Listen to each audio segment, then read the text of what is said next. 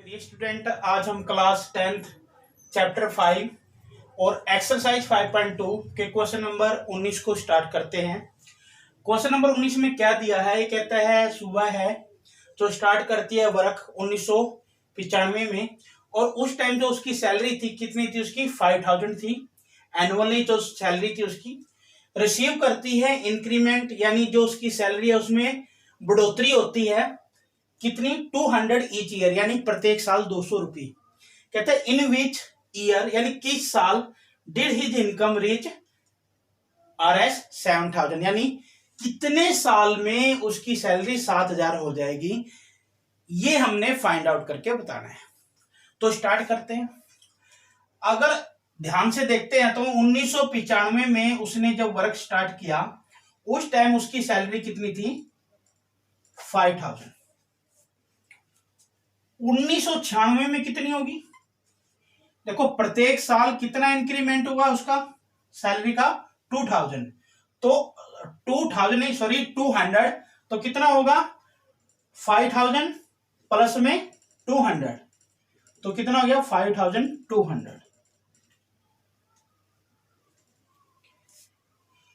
1997 में कितनी सैलरी होगी उसकी? 1996 में कितनी थी? 5200। फिर इंक्रीमेंट लग गया कितना? 200 का। तो अब की बार सैलरी कितनी है उसकी? 5400। तो इसी प्रकार पर ईयर क्या होती रही? उसकी सैलरी इंक्रीज होती रही। तो लिस्ट हमारे पास एक सीरीज होगी क्या? फर्स्ट यानी 1995 में सैलरी कितनी थी उसकी? 5000। फिर कितनी होगी? 5200। फिर कितनी होगी? 5400। और इसी प्रकार लास्ट में कितनी सैलरी होगी उसकी? 7000।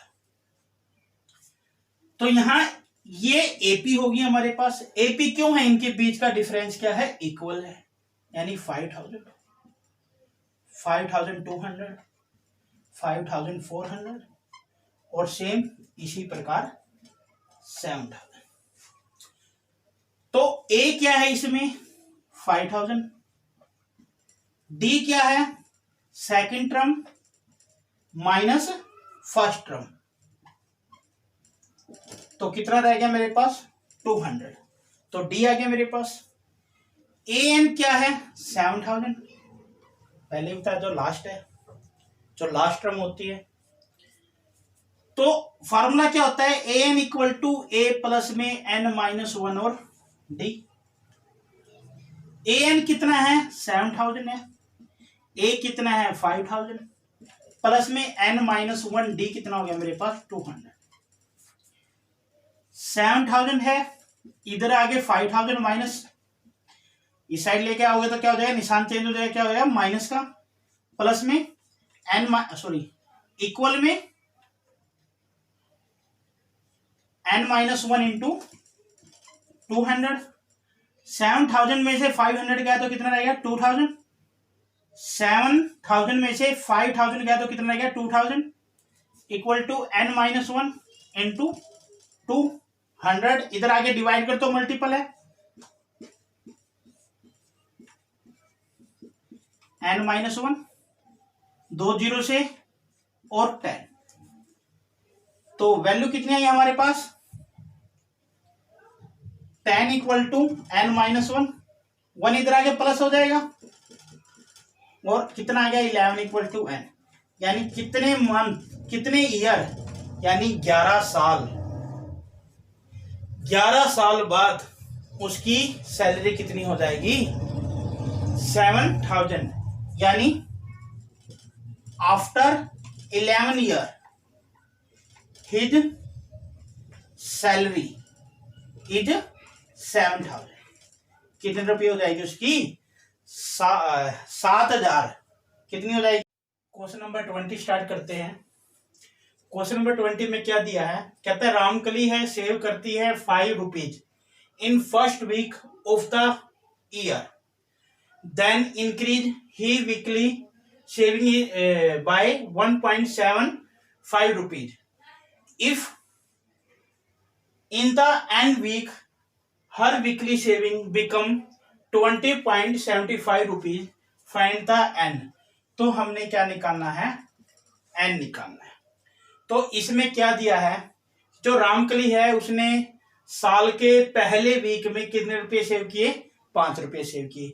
फिर उसने पर वीक कितने रुपए सेव करती रही, वो 1.75 रुपीज। और लास्ट में उसने पूछा कि कितने महीनों कितने सप्ताह में, कितने वीक में उसने 20.75 रुपीज को क्या कर लिया, सेव कर लिया। तो हमने क्या बताना है, नंबर ऑफ वीक बताना है। तो रामकली जो सेव कर रही है, फर्स्ट वीक कितना सेव किया, Ramkali save in first week RS 5। Ramkali ने सेव किया सेकंड वीक के लिए कितना, 5 प्लस में 1.75, यानी सेकंड वीक में उसके पास कितने हो गए थे, 1.75 और ऐड हो गए थे, उसने सेव किया उसमें। तो टोटल अमाउंट कितनी होगी मेरे पास, 6.75। इसी प्रकार तीसरे वीक में 2 वीक तक कितनी थी, 6.75 प्लस में तीसरे वीक में फिर कितनी फिर उसने सेव की, 1.75, यानी प्रत्येक वीक कितना सेव कर रही है वो, 1.75 रुपीज को क्या कर रही है, सेव कर रही है। तो यहां कितनी हो गया हमारे पास, ऐड करो इसको, 0.58 यानी 8.50। तो ये एक सीरीज बन जाती है हमारे पास क्या, और एक लाइन और लिख लेते हैं, उसने एन वीक में कितना कंप्लीट किया, एन वीक में कितना किया उसने लास्ट में, 20.75। तो सीरीज क्या होगी मेरे पास, 5, 6.75, 8.50 और लास्ट में कितनी होगी, 20.75।